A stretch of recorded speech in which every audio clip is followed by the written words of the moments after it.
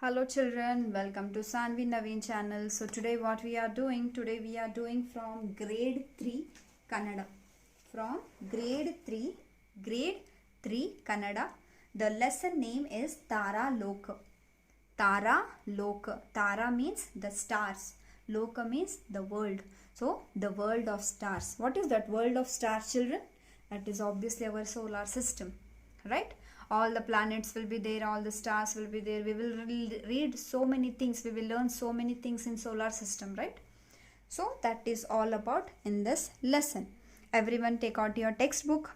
Grade 3 children, please take out your textbook. Open page number 11. Okay, so let's start. ಮೋಡಗಳು ಇಲ್ಲದ ರಾತ್ರಿಯಲ್ಲಿ ಆಕಾಶವನ್ನು ನೋಡಿರಿ. ಮೋಡಗಳು ಇಲ್ಲದ, when the clouds will be not there, that time, ರಾತ್ರಿಯಲ್ಲಿ, at the night, ಆಕಾಶವನ್ನು ನೋಡಿರಿ. Please look into the sky. Look at the sky at night when there are no clouds. ಅಲ್ಲಿ ಅಗಣಿತ ತಾರೆಗಳು ಗೋಚರಿಸುತ್ತವೆ. ಅಲ್ಲಿ, in the sky, Aganita means countless. We can't able to count the stars, right? ಅಲ್ಲಿ ಅಗಣಿತ ತಾರೆಗಳು ಗೋಚರಿಸುತ್ತವೆ. ತಾರೆ means stars. Okay, so there are countless stars visible. ಗೋಚರಿಸುತ್ತವೆ means visible. We can see so many stars over there in the sky. ಹಗಲಿನ ವೇಳೆ ಕಾಣುವ ತಾರೆಗಳಲ್ಲಿ ಸೂರ್ಯನು ಒಬ್ಬನು. ಹಗಲಿನ ವೇಳೆ means the day time. ಕಾಣುವ ತಾರೆಗಳಲ್ಲಿ means sun is also one star, children. Here they are telling sun is also one star. ಸೂರ್ಯನು ಒಬ್ಬನು. So what we can see in the daytime, we can see the sun over there, right? Sun will call it as a surya. So they are telling we can see one star in the daytime, that is only surya. Next, ಸೂರ್ಯನು ಸ್ವಯಂ ಪ್ರಕಾಶವುಳ್ಳ ತಾರೆ. ಸೂರ್ಯನು ಸ್ವಯಂ ಪ್ರಕಾಶವುಳ್ಳ ತಾರೆ. It means the sun is a self-contained star. The sun is a self-contained star. ಇದು ಭೂಮಿಯ ಗಾತ್ರದ 10 ಪಟ್ಟು ದೊಡ್ಡದಾಗಿದೆ. ಇದು ಭೂಮಿಯ ಗಾತ್ರದ 10 ಪಟ್ಟು ದೊಡ್ಡದಾಗಿದೆ. It is about 10 times the size of earth. It is all about the 10 times bigger from the earth. Bhumi means earth. Okay, next, ಭೂಮಿಯಿಂದ ಸುಮಾರು 9 ಕೋಟಿ ಮೈಲುಗಳಷ್ಟು ದೂರದಲ್ಲಿದೆ. ಭೂಮಿಯಿಂದ ಸುಮಾರು 9 ಕೋಟಿ ಮೈಲುಗಳಷ್ಟು ದೂರದಲ್ಲಿದೆ. It means it is about 9 billion miles far from the earth. It is 9 billion miles far from the earth. Which one? The sun. ಬ್ರಹ್ಮಾಂಡದಲ್ಲಿ ಊಹೆಗೂ ಸಿಗದಷ್ಟು ನಕ್ಷತ್ರಗಳಿವೆ. ಬ್ರಹ್ಮಾಂಡದಲ್ಲಿ ಊಹೆಗೂ ಸಿಗದಷ್ಟು ನಕ್ಷತ್ರಗಳಿವೆ. ಬ್ರಹ್ಮಾಂಡ means what, children? The universe. ಬ್ರಹ್ಮಾಂಡ means universe. ಊಹೆಗೂ ಸಿಗದಷ್ಟು means more and more. Means we can't able to count it that much. ಊಹೆಗೂ ಸಿಗದಷ್ಟು ನಕ್ಷತ್ರಗಳಿವೆ means again star. So in universe we have more and more stars. ಇವು ಪರಸ್ಪರ ಕೋಟಿಗಟ್ಟಲೆ ಮೈಲುಗಳ ಅಂತರದಲ್ಲಿವೆ. ಇವು ಪರಸ್ಪರ ಕೋಟಿಗಟ್ಟಲೆ ಮೈಲುಗಳ ಅಂತರದಲ್ಲಿವೆ. It means these are billions of miles from each other. Okay, these stars also have the so much place in between them, right? So they are very far. Okay, whenever we'll see on the sky, we will think, okay, star will be here. So many stars we can see, so we just think, okay, the size, they are not very far, like that we'll think, right? But actually to say the miles, billions of miles from each other, they are far from, like that. Okay, next, ಈ ನಕ್ಷತ್ರಗಳ ರಾಶಿಯನ್ನು ಆಕಾಶಗಂಗೆ ಎನ್ನುತ್ತಾರೆ. ಈ ನಕ್ಷತ್ರಗಳ ರಾಶಿಯನ್ನು ಆಕಾಶಗಂಗೆ ಎನ್ನುತ್ತಾರೆ. This constellation, ನಕ್ಷತ್ರಗಳ ರಾಶಿ means constellation, is known as the sky, is called as a ಆಕಾಶಗಂಗೆ. Okay, so This is all about this. So look at the sky at night when there are no clouds. There are countless stars visible. One is the sun that sees in the daytime. The sun is a self-contained star. It is about 10 times the size of the earth. It is about 9 billion miles far from the earth. Okay, far from the earth. It is about 9 billion miles far from the earth. There are more and more stars in the universe. These are billions of miles far from each other. This constellation is known as the sky. Okay, so this is about the first paragraph. Move on to the second paragraph.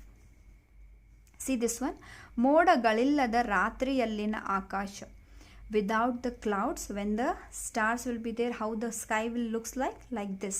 Surya means sun. Next, ಸೂರ್ಯನು ಭೂಮಿಗೆ ಬೆಳಕನ್ನು ಶಾಖವನ್ನು ನೀಡುತ್ತಾನೆ. ಸೂರ್ಯನು ಭೂಮಿಗೆ, ಸೂರ್ಯ means sun. So sun will give lights and heat to the earth. Sun will give light and heat to the earth. ಈತನ ಪ್ರಬಲವಾದ ಆಕರ್ಷಣೆಯಿಂದ 8 ಗ್ರಹಗಳು ಈತನ ಸುತ್ತುತ್ತವೆ. ಈತನ ಪ್ರಬಲವಾದ ಸ್ಟ್ರಾಂಗ್ ಅಟ್ರಾಕ್ಷನ್, ಪ್ರಬಲವಾದ ಆಕರ್ಷಣೆ, strong attraction. Because of his strong attraction 8 ಗ್ರಹಗಳು means 8 planets. This 8 planets revolve around him.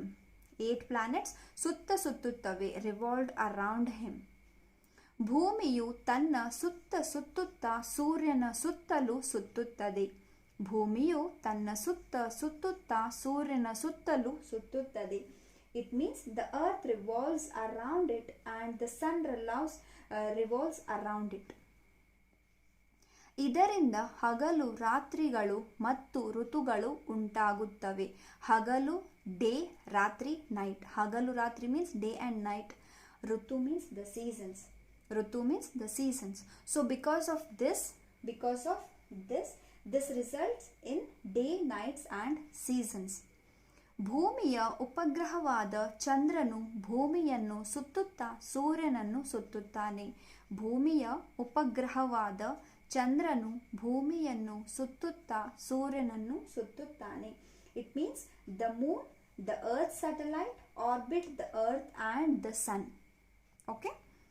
Next, ಚಾಂದ್ರಮಾನ ಮಾಸಗಳು ಮತ್ತು ಋತುಗಳು. ಮಾಸ means month, ಋತು means season.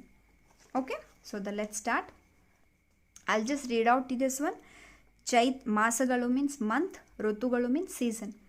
Chaitra, Vaishakha, ಜ್ಯೈಷ್ಠ, Ashadha, Shravana, Bhadrapada, Ashwayuja, Kartika, Margashira, Pushya, Magha, Phalguna. I'll read one more time. Chaitra, Vaishakha, Jyeshtha, Ashadha, Shravana, Bhadrapada, Ashwayuja, Kartika, Margashira, Pushya, Magha, Phalguna. So these all how we have January, February, March, April, no? Like that in Kannada we have these months. Okay, so the next is Vasanta, Greeshma, ವರ್ಷ, ಶರತ್, ಹೇಮಂತ, ಶಿಶಿರ. So these all about winter, summer and rainy season. Next, I'm just turning the page number 12. Okay, so let's start next. ಚಂದ್ರನ ವೃದ್ಧಿ ಕ್ಷಯಗಳಿಂದ ಹುಣ್ಣಿಮೆ ಮತ್ತು ಅಮಾವಾಸ್ಯೆಗಳಾಗುತ್ತವೆ. ಚಂದ್ರನ ವೃದ್ಧಿ ಕ್ಷಯಗಳಿಂದ, ಚಂದ್ರ ಮೀನ್ಸ್ ವಾಟ್ ಚಿಲ್ಡ್ರನ್? ಮೂನ್. ವೃದ್ಧಿ ಕ್ಷಯಗಳಿಂದ, ವೃದ್ಧಿ ಕ್ಷಯಗಳಿಂದ, it means growing or reducing about from the ಸನ್.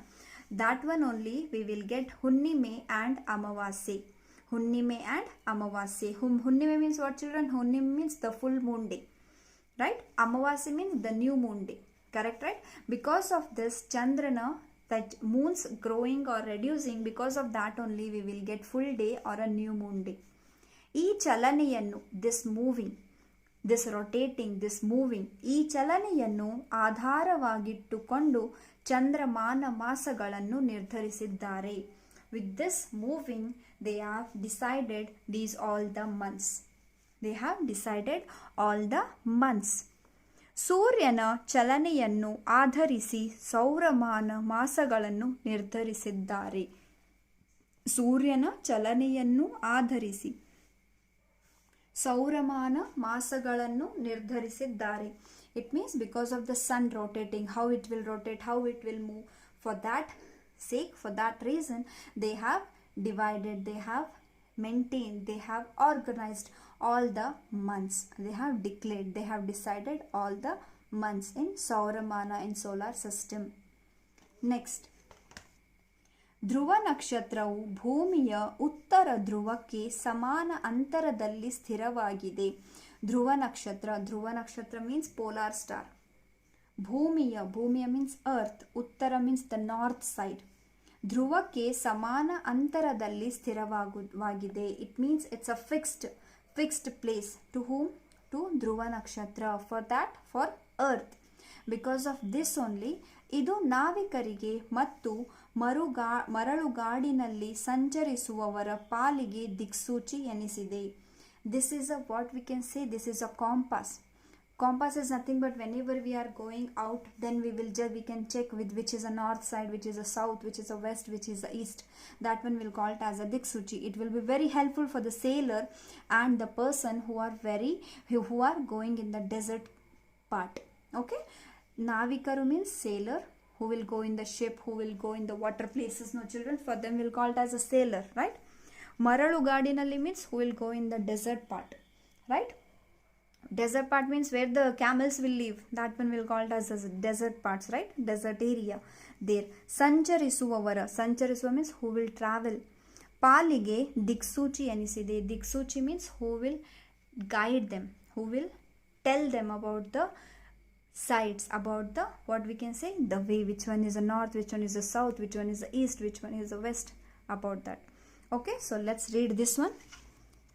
ಚಂದ್ರನ ವೃದ್ಧಿ ಕ್ಷಯಗಳಿಂದ ಹುಣ್ಣಿಮೆ ಮತ್ತು ಅಮಾವಾಸ್ಯೆಗಳಾಗುತ್ತವೆ.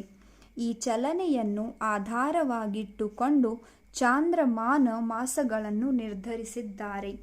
ಸೂರ್ಯನ ಚಲನೆಯನ್ನು ಆಧರಿಸಿ ಸೌರಮಾನ ಮಾಸಗಳನ್ನು ನಿರ್ಧರಿಸಿದ್ದಾರೆ. ಧ್ರುವ ನಕ್ಷತ್ರವು ಭೂಮಿಯ ಉತ್ತರ ಧ್ರುವಕ್ಕೆ ಸಮಾನ ಅಂತರದಲ್ಲಿ ಸ್ಥಿರವಾಗಿದೆ.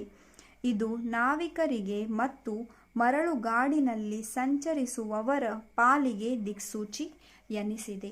So this is all about this chapter. The chapter name is Taraloka. Okay, so please like, subscribe, support and share my channel. Thank you so much. Bye bye.